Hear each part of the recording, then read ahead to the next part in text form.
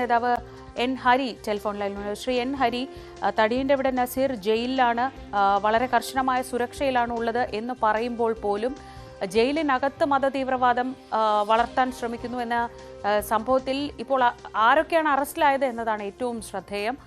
ജയിലിലേക്ക് ഏറ്റവും പെട്ടെന്ന് എത്താൻ കഴിയുന്ന ഒരു ജയിലിലെ സൈക്യാട്രിസ്റ്റും അവിടുത്തെ ഒരു പോലീസ് ഉദ്യോഗസ്ഥനും ഉൾപ്പെടെയുള്ളവരാണ് അറസ്റ്റിലായിട്ടുള്ളത്. അതായത് നിരീക്ഷണത്തിൽ കഴിയുമ്പോഴും തടിയന്റെ അവിടെ നസീർ തന്റെ പ്രവർത്തനങ്ങൾ അതേപടി അവിടെ തുടരുന്നു എന്നതാണ് മനസ്സിലാക്കുന്നത്. സ്വാഭാവികം അതിനകത്തൊന്നും ഒരു അത്ഭുതമായിട്ട് ഇപ്പൊ ഈ പറയുന്ന വാർത്ത ഞാൻ പറഞ്ഞില്ല, ഓരോ പ്രാവശ്യവും ഇത്തരത്തിലുള്ള വാർത്തകൾ വരുന്ന സമയത്ത് ഒരു അത്ഭുതമായിട്ടൊന്നും എനിക്ക് തോന്നുന്നില്ല. കാരണം നിരന്തരമായി ഇതിന്റെ ഒരു വലിയ ശൃംഖല ഈ നാട്ടിൽ നടക്കുന്നു എന്ന് നമ്മൾ പലപ്പോഴും പറയുന്ന സമയത്ത് അതിനെ പ്രതിരോധിക്കാനാണ് ഇവിടെയുള്ള എല്ലാ മുന്നണികളും തയ്യാറാകുന്നത്.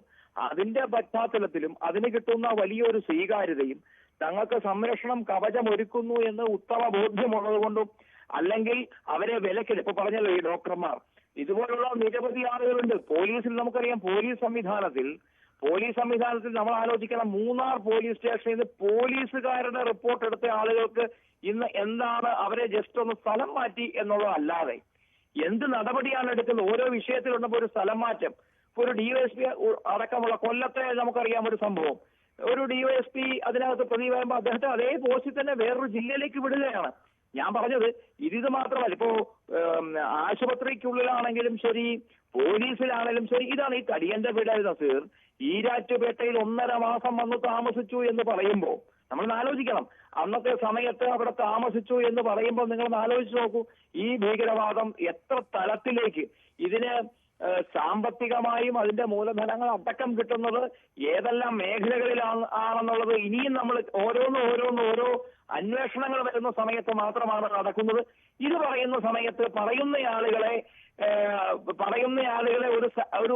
ഒരു വിഭാഗവുമായി ചേർത്തുകൊണ്ട് അവരെയും കൂടി ഇതിനകത്ത് ഉൾപ്പെടുത്തിക്കൊണ്ട് ഈ ഭാരതത്തിലോ അല്ലെങ്കിൽ പ്രത്യേകിച്ച് കേരളത്തിലടക്കമുള്ള സ്ഥലങ്ങളിൽ ചാപ്പ കുത്തുന്ന പരിപാടി എന്ന് നിർത്തുന്നു. കൃത്യമായ ഭീകരവാദികളെ മാറ്റി നിർത്താൻ, അല്ലെങ്കിൽ അവർക്ക് തീവ്രവാദികളെ മാറ്റി നിർത്താൻ ഈ നമ്മുടെ നാട് എന്ന് ഒന്നിക്കുന്നു അന്ന് മാത്രമാണ് ഇതിനൊരു അവസാനം ഉണ്ടാകുക എന്നുള്ളതാണ് എനിക്ക് പറയാനുള്ളത്.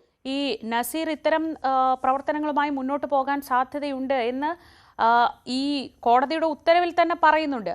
അപ്പോൾ അതിനുശേഷവും ജയിലിലായതിനു ശേഷവും ഇത്തരം പ്രവർത്തനങ്ങൾ തുടരുന്നുണ്ടെങ്കിൽ അതിൽ ജയിൽ അധികൃതരുടെ ഭാഗത്തു നിന്നുള്ള വീഴ്ചയെക്കുറിച്ച് കൂടി കൃത്യമായ ചോദ്യങ്ങൾ ഉയരേണ്ടതുണ്ട്. പ്രത്യേകിച്ച് ജയിലിലേക്ക് എത്തുന്ന ഡോക്ടർ, അവിടെ തന്നെയുള്ളൊരു പോലീസുകാരൻ, അവിടെ എത്താറുള്ള ഈ കേസിൽ ഒളിവിൽ പോയിട്ടുള്ള ഒരു പ്രതിയുടെ അമ്മ എന്നൊക്കെ പറയുമ്പോൾ അത് അധികൃതരുടെ ഭാഗത്തും അക്കാര്യത്തിൽ വീഴ്ച ഉണ്ടാവുന്നു എന്ന് വേണ്ട മനസ്സിലാക്കാൻ.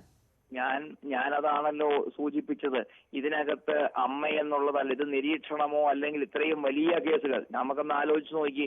ഈ ആദ്യം തന്നെ കേരളത്തിലേക്ക് ഇവിടെ വന്നിട്ട് നമ്മുടെ തങ്ങൾപ്പാറയിൽ പരിശീലനം നടത്തി അവിടുന്ന് ആളുകളെ കൊണ്ടുപോയി ചില ശിക്ഷകൾ ശിബിലയൊക്കെ ശിക്ഷിക്കുന്ന സമയത്തും രാഷ്ട്രീയ കക്ഷി ഭേദമില്ലാതെ ഇവിടെ പ്രകടനം നടത്തിയ ആളുകൾ. ഇതിപ്പോ നിങ്ങൾ പറയുന്നതനുസരിച്ച് ഞാൻ അതാണ് സൂചിപ്പിച്ചത്.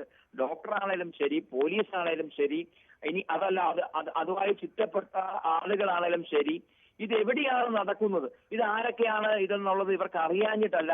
ഒരു പക്ഷേ ഇത് ഇനിയും അന്വേഷണം മുന്നോട്ട് പോയാൽ നിരവധി ഇത്തരം കേസുകൾ, വീണ്ടും സമാനമായ കേസുകൾ, ഞാൻ ഉറപ്പ് പറയുന്നു, സമാനമായ കേസുകൾ ഇനിയും വളരെയധികം തെളിയും. ഇനിയിപ്പോ ഇത് പിടിക്കപ്പെട്ട തടിയന്റെ വീട് നസീറിന്റെ കേസ് മാത്രമായതുകൊണ്ട് എത്രയോ തടിയന്റെ വീട് നസീർമാർ ഇപ്പോഴും നമുക്കിടയിലുണ്ട്, ഒളിഞ്ഞിരിക്കുന്നുണ്ട്. ഇങ്ങനെ എത്ര, അതായത് മയക്കുമരുന്നിന്റെ ഭാഗമായിട്ടും നമ്മുടെ നാടിനെ നശിപ്പിക്കുന്ന, നമ്മുടെ നാടിനെ ഛിന്നഭിന്നമാക്കുവാൻ തയ്യാറെടുത്ത് വരുന്ന ആ ഒരു ചിന്താഗതിയിലേക്ക് വരുന്ന നൂറുകണക്കിന് തടയിന്റെ വിടന്നുള്ള നസീർമാരുണ്ട്. അതിന് ഈ പറയുന്ന ആളുകളുടെ എല്ലാം സപ്പോർട്ടുണ്ട്, പോലീസിന്റെ ഉണ്ട്, ചിലപ്പോൾ ഡോക്ടേഴ്സ് ഉണ്ടാവും. ഏത് സമൂഹത്തിൽ ഏത് പരിച്ഛേദം എടുത്തു നോക്കിയാൽ അവിടെയെല്ലാം ഈ സഹായങ്ങൾ കിട്ടുന്നു എന്നുള്ളതാണ് നമ്മളെ എല്ലാവരെയും ആശങ്കാവുള്ളാക്കുന്ന ഒരു കാര്യമെന്നാണ് എനിക്ക് പറയാനുള്ളത്. ശരി, വളരെ നന്ദി ശ്രീ എൻ ഹരി പ്രതികരിച്ചതിന്. ഇപ്പോൾ NIA പുറത്തുവിട്ട വാർത്താക്കുറിപ്പിൽ പറയുന്നതനുസരിച്ച് തടിയന്റെ അവിടെ നസീറിന് സഹായങ്ങൾ ചെയ്തു കൊടുത്ത 3 പേരാണ് കസ്റ്റഡിയിലായിട്ടുള്ളത്.